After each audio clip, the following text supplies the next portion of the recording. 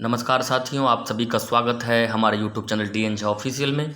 साथियों, SCRT वर्ग 8 के इतिहास की पुस्तक के 11वें अध्याय की मैं चर्चा कर रहा था और आज मैं 11वें अध्याय की जो शेष टॉपिक है उसकी चर्चा करूंगा। और इसी सिलसिले में आज का हमारा पहला टॉपिक है भवन निर्माण की नई शैली और नई इमारतें। तो यहाँ से कई प्रश्न परीक्षा में बनते रहते हैं, आप ध्यानपूर्वक सुने, आपको नई नई जानकारी यहाँ से मिलेगी। जब भारत में ब्रिटिश शासन को स्थिरता प्राप्त हुई तब बुनियादी तौर पर रक्षा, प्रशासन, आवास और वाणिज्य जैसी आवश्यकताओं की पूर्ति के लिए भवनों एवं इमारतों की जरूरत पैदा होने लगी। 19वीं सदी से शहरों में बनने वाली इमारतों में किले, सरकारी दफ्तरों, शैक्षणिक संस्थान, धार्मिक इमारतें, व्यावसायिक भवन आदि प्रमुख थी। ये इमारतें अंग्रेजों की श्रेष्ठता, अधिकार, सत्ता की प्रतीक तथा उनकी राष्ट्रवादी विचारों का प्रतिनिधित्व भी करती है। आइए देखें कि इस सोच को अंग्रेज ने किस तरह अमली जामा पहनाया। सार्वजनिक भवनों के लिए मोटे तौर पर 3 स्थापत्य शैलियों का प्रयोग किया गया है। इनमें एक शैली को ग्रीको रोमन स्थापत्य शैली कहा जाता है।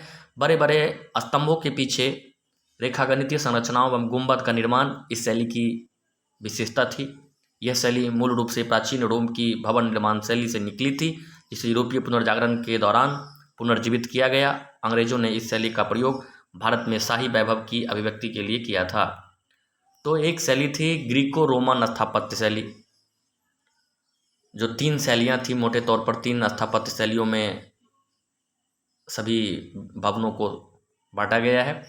तो ग्रीको रोमन स्थापत्य शैली कहा जाता है, जिसका उन लोगों ने प्रयोग किया पहली शैली में। इसमें बड़े बड़े स्तंभों के पीछे रेखागणितीय संरचनाओं, गुंबद का निर्माण इस शैली में होता था। चित्र 15 में जो आप देख सकते हैं कि सेंट्रल पोस्ट ऑफिस कलकत्ता जो है, कलकत्ता का सेंट्रल पोस्ट ऑफिस जो है वो ग्रीको रोमन स्थापत्य शैली का उदाहरण है। इसे आप याद रखेंगे। इसका जो मूल रूप से ये शैली प्राचीन रोम की भवन निर्माण शैली से निकली थी। पुनर्जागरण काल में ये यूरोप के अन्य क्षेत्रों में ये शैली प्रसारित हुई। आगे बढ़ते हैं। एक और शैली जिसका काफ़ी उपयोग किया गया गॉथिक शैली थी। ऊंची उठी हुई छतें, नोकदार मेहराबें, बारीक साज सज्जा इस शैली की विशेषता थी। गॉथिक शैली का प्रयोग सरकारी इमारतों, शैक्षणिक संस्थानों एवं गिरजाघरों में व्यापक पैमाने पर किया गया। ये देखिए, Victoria terminal railway station Bombay का है, जिसमें गॉथिक शैली का प्रयोग किया गया। इसकी विशेषता थी कि ऊंची उठी हुई छतें होती थी, काफ़ी हाइट होता था छत का, नोकदार मेहराबें, बारीक साज सज्जा इस शैली में होती थी। ये गॉथिक शैली थी और इसका उपयोग जो सरकारी इमारत, शैक्षणिक संस्थानों और गिरजाघरों, खास करके जो ईसाइयों का जो चर्च होता था, तब चर्च में इसी शैली का प्रयोग किया जाता था।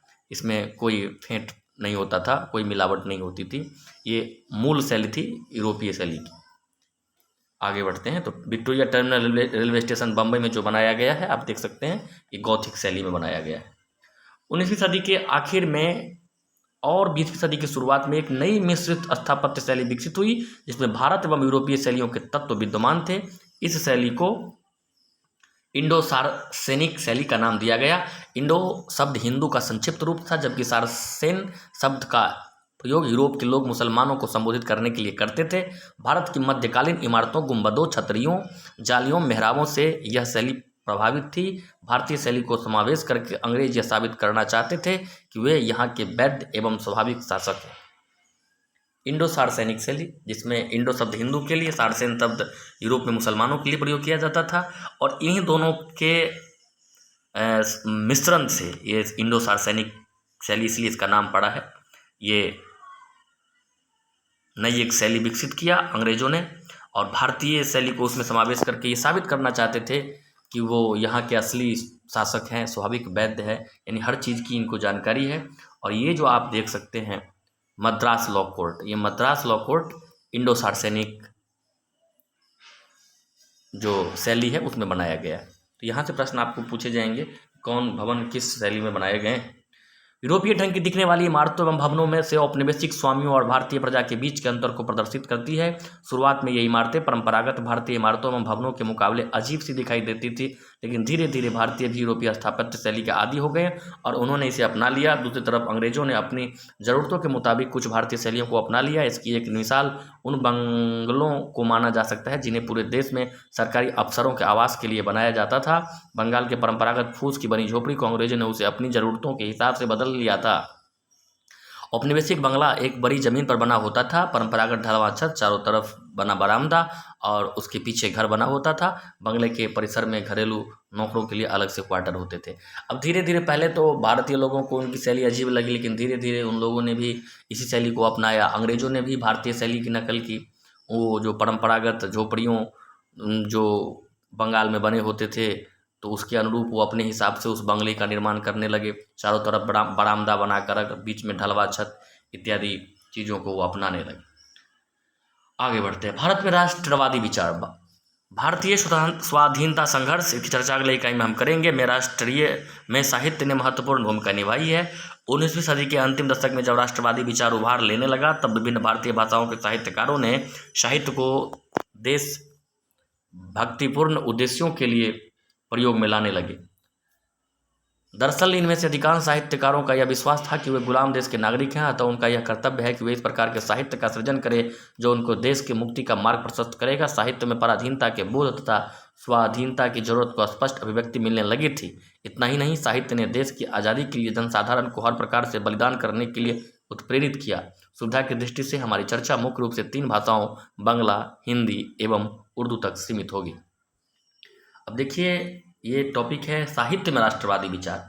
अब साहित्यकार ये समझने लगे कि हम गुलाम हैं और हमें इस देश को जगाने के लिए साहित्य का सहारा लेना होगा, और इसके लिए उन्होंने ऐसी रचनाएं की जो इन देश के लोगों को जगा सके। तो अब उन साहित्य में पराधीनता का बोध और स्वतंत्रता की जरूरत को स्पष्ट रूप से अभिव्यक्ति मिलने लगी, अर्थात इन चीज़ों पर लिखे जाने लगी। तो अब मुख्य रूप से यहाँ पर 3 साहित्य बांग्ला, हिंदी एवं उर्दू तक सीमित होगी। तो आइए बांग्ला साहित्य को देखते हैं। आधुनिक बांग्ला साहित्य के महान साहित्यकार बंकिम चंद्र चट्टोपाध्याय 1838 से 1894 के उपन्यास अपने देशवासियों में देशभक्तिपूर्ण भावनाओं को जागृत करने में लगे हुए थे। उन्होंने देशवासियों को अपने देश की मौजूद दयनीय स्थिति के कारणों पर विचार करने के लिए बाध्य किया। अपने प्रसिद्ध गीत वंदे मातरम के साथ आनंद मठ देशभक्तों के लिए प्रेरणा स्रोत बन गया। आनंद मठ आज़ादी के उन दीवाने देशभक्त और क्रांतिकारी व्यक्तियों की गाथा है जो वंदे मातरम का जयघोष करते हुए देश की स्वतंत्रता के लिए अपना सब कुछ बलिदान कर दिया। तो साथियों, आप सभी यहाँ से जानिए कि आनंद मठ एक उपन्यास है जिसके लेखक बंकिम चंद्र चट्टोपाध्याय या चटर्जी आप कह सकते हैं, वो हैं। और इसमें इसका प्रसिद्ध गीत वंदे मातरम है जो आनंद मठ से लिया गया है और देशभक्तों के लिए बहुत ही महत्वपूर्ण और प्रेरणा देने वाला ये गीत बन गया। आज़ादी के समय देशभक्त इसी गीत को गाते थे और स्वतंत्रता के लिए अपना सब कुछ बलिदान कर दिया करते थे। आगे आइए। आर्थिक राष्ट्रवाद के प्रवर्तक के रूप में विख्यात रमेश चंद्र दत्त 1848-1909 को अपनी रचनाओं की प्रेरणा उन्हें साहित्यिक देशभक्ति से मिली थी। रमेश चंद्र दत्त ऐसे हिंदू थे जिन्हें अपनी परंपरा एवं संस्कृति से लगाव था। उन्होंने अपने उपन्यास समाज में प्राचीन भारतीय अतीत को आदर्श रूप में प्रस्तुत किया। उन्होंने इस उपन्यास में ऐसे भारतीय राष्ट्रवाद का चित्रण किया जो हिंदुओं पर केंद्रित था, लेकिन इसका मतलब यह नहीं है कि रमेश चंद्र संप्रदायवादी थे। यहाँ हिंदू आदर्श को प्रस्तुत करने के पीछे इस बात को प्रकाश में लाना था कि उस समय भारतीय राष्ट्रवाद में ऐसी भावनाएं निहित थी जो सांप्रदायिक प्रवृत्तियों को जन्म दे सकती थी। अतः रमेश चंद्र को उनके समय की प्रवृत्तियों को अभिव्यक्ति देने वाले प्रतिनिधि के रूप में देखा और समझा जाना चाहिए। तो रमेश चंद्र दत्त आर्थिक राष्ट्रवाद के प्रवर्तक के रूप में जाने जाते हैं। वो साहित्यिक देशभक्ति उन्हें प्रेरणा मिली थी जो अपनी रचनाओं को रचने में, और वो एक ऐसे जो साहित्यकार थे जिसे अपनी हिंदू संस्कृति से लगाव था और इसी के इर्द गिर्द वो अपनी रचनाओं पर बल देते थे। अब आर्थिक राष्ट्रवाद क्या है समझते हैं। अंग्रेजी शासन की आर्थिक आलोचना के माध्यम से भारतीय राष्ट्रवाद की आर्थिक बुनियाद तैयार करने का प्रयास आर्थिक राष्ट्रवाद है। यानी अंग्रेजी शासन की आर्थिक आलोचना के द्वारा भारतीय राष्ट्रवाद की आर्थिक बुनियाद तैयार करना, यही है आर्थिक राष्ट्रवाद। साहित्यिक देशभक्ति क्या है? देशभक्तिपूर्ण विचारों की अभिव्यक्ति के लिए साहित्य को माध्यम बनाना साहित्यिक देशभक्ति है। कोई देशभक्त है, वो कलम चलाना जानता है, वो साहित्यकार है, तो अपनी रचनाओं के माध्यम से ही वो देशभक्तिपूर्ण विचारों की अभिव्यक्ति करेगा। यही साहित्यिक देशभक्ति है। बंगला उपन्यासकार ताराशंकर बंद्योपाध्याय 1898 से 1971 की 1947 से पूर्व की रचनाओं पर दृष्टि डालना काफी उपयोगी होगा। विशेषकर गणदेवता एवं पंचग्राम उपन्यास में उन्होंने शोषण एवं औद्योगिकीकरण के कारण ग्रामीण समाज के विघटन को दिखाया है। इस शोषण एवं उत्पीड़न के विरुद्ध निर्धन ग्रामीणों के संघर्ष का भी वर्णन किया गया है, जो अंततः असफल होता है। यह असफलता इसलिए नहीं कि प्रभावी वर्ग शक्तिशाली था, इसलिए कि औद्योगिकरण की वास्तविकता के समक्ष ग्रामीण सामाजिक जीवन एवं अर्थव्यवस्था टिकी नहीं रह सकती थी। अब याद रखिएगा, ताराशंकर बंद्योपाध्याय ये भी अपनी रचना के माध्यम से, गण देवता पंचग्रामीण की रचना है, उपन्यास है, और इसके माध्यम से उन्होंने शोषण और औद्योगिकीकरण के कारण ग्रामीण समाज में क्या विघटन हुआ, इन चीज़ों पर अपनी रचना में महत्व दिया और प्रकाश डाला। अब हिंदी साहित्य की बात करिए। बंगला साहित्य की चर्चा कर रहे थे साथियों, अब हिंदी साहित्य की बात करते हैं। भारतेंदु 1850 से 1885 हिंदी साहित्य में आधुनिक युग के प्रवर्तक रहे हैं। अपने देश और समाज से लोगों को अवगत कराने के लिए उन्होंने विभिन्न साहित्यिक विधाओं, कविता, नाटक, निबंध लिखा। भारतेंदु द्वारा रचित साहित्य का एक बड़ा भाग पराधीनता के प्रश्न से संबंधित है। अपने प्रसिद्ध नाटक अंधेर नगरी, चौपट राजा एवं भारत दुर्दशा में उन्होंने अंग्रेजी शासन के शोषक चरित्र को उजागर करने के लिए ऐसी लोक गाथा का प्रयोग किया जो देश के विभिन्न भागों में समान रूप से प्रचलित थी। अनेक राष्ट्रवादी नेताओं एवं लेखकों ने भारतीय धन के लूट के माध्यम से ब्रिटिश शासन के शोषण का पर्दाफाश किया। भारतेंदु ने भी कविता के माध्यम से भारतीय धन के लूट को इस प्रकार व्यक्त किया। तो पहले ये जानिए कि भारतेंदु आधुनिक हिंदी साहित्य में प्रवर्तक माने जाते हैं। आधुनिक हिंदी साहित्य में वो आधुनिक युग के प्रवर्तक माने जाते हैं। भारतेंदु हरिश्चंद्र पूरा नाम। वो अपने देश के लिए कविताएं लिखते थे, लोगों को अवगत कराते थे। उनके रचनाओं में कविता, नाटक, निबंध सब होते थे। उनके जो द्वारा लिखा गया प्रसिद्ध नाटक है अंधेर नगरी, चौपट राजा, भारत दुर्दशा, ये प्रसिद्ध नाटक उनके द्वारा लिखे गए हैं, आप याद रखिएगा।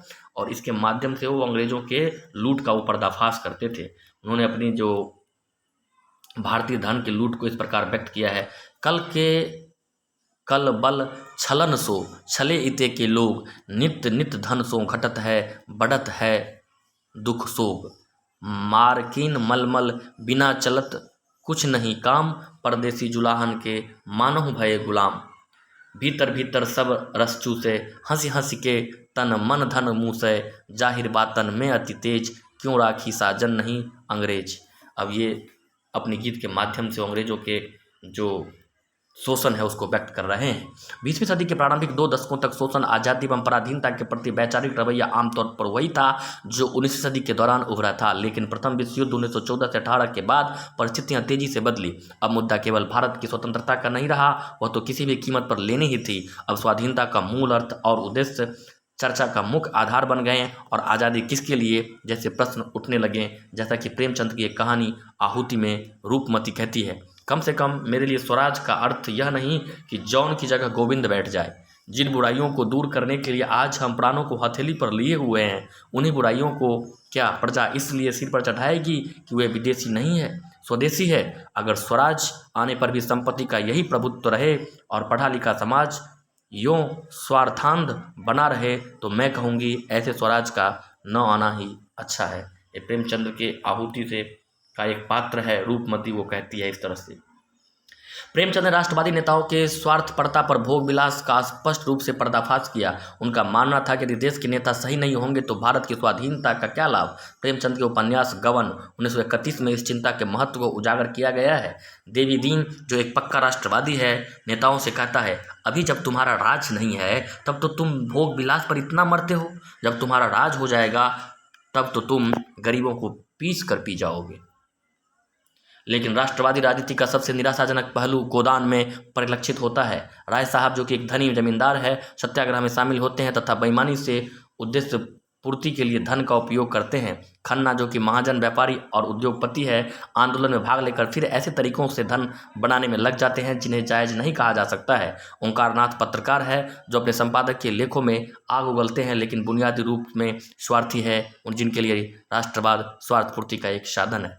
गोदान में इन्होंने जो प्रेमचंद्र ने राष्ट्रवादी राजनीति की निराशाजनक पहलू को रेखांकित किया है कि किस तरह से लोग उसमें शामिल तो होते हैं लेकिन अपने स्वार्थ पूर्ति में लगे रहते हैं।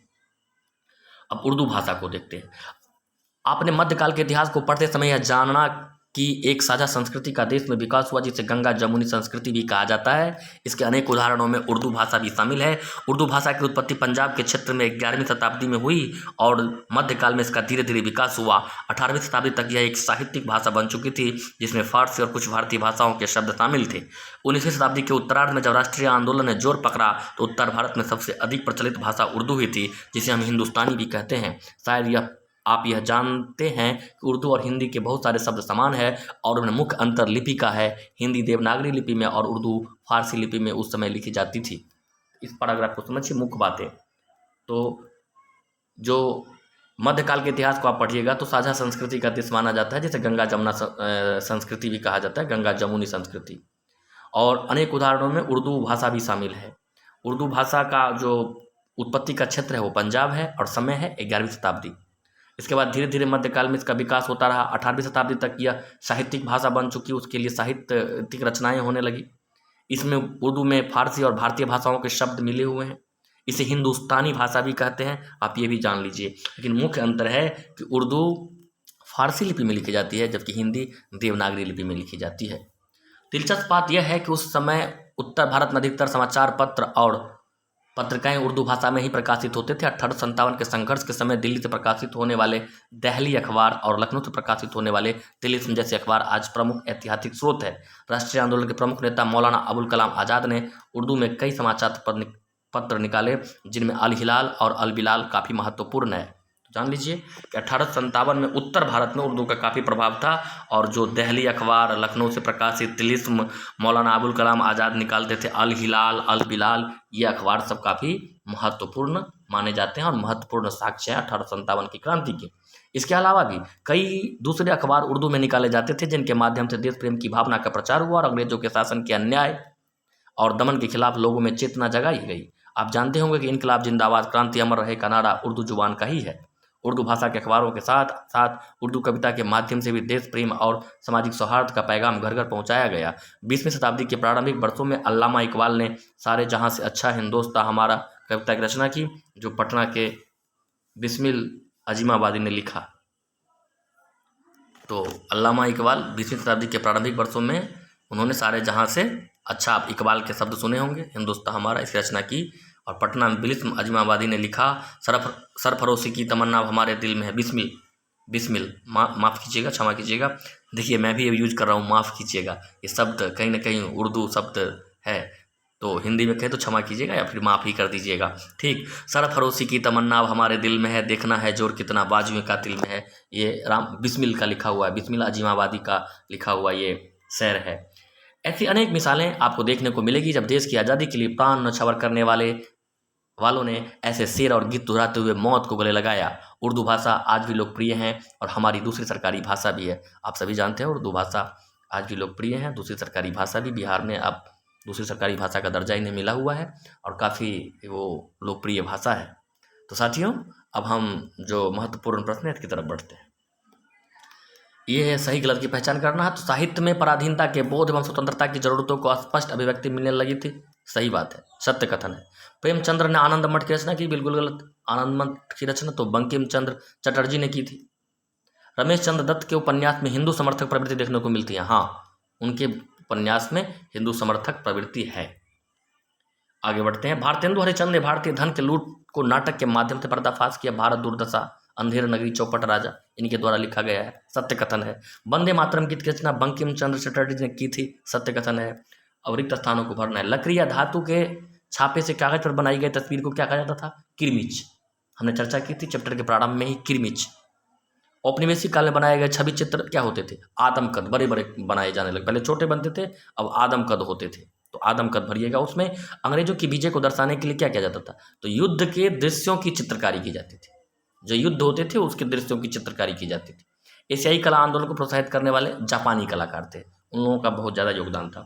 अब यहाँ मैच करना है, मिलाना है। तो सेंट्रल पोस्ट ऑफिस कलकत्ता जो है वो आपका इंडो ग्रीक शैली में है। तीसरे से मिलाइएगा। इसमें इंडो ग्रीक शैली अर्थात भारतीय शैली और जो ग्रीक शैली है उसमें बनाया गया है। Victoria terminal railway station Bombay, ये गॉथिक शैली में है। विक्टोरिया टर्मिनल जो बम्बई का है वो गॉथिक शैली में बनाया गया है। मद्रास लॉ कोर्ट इंडो सार्सोनिक शैली में है, जिसमें भारतीय और ये जो इस्लामिक शैली इन दोनों के मिश्रण थे, और अंग्रेजों का भी कुछ इसमें योगदान रहा था। उसका नाम दिया गया इंडो सार्सोनिक शैली। तो साथियों, कैसा लगा वीडियो ज़रूर बताइएगा, लाइक कीजिएगा, शेयर कीजिएगा, कमेंट भी कीजिएगा। अगर चैनल पर नए हैं तो सब्सक्राइब भी कर दीजिएगा। वीडियो को अंत तक देखने के लिए, सुनने के लिए आप सभी का बहुत बहुत धन्यवाद।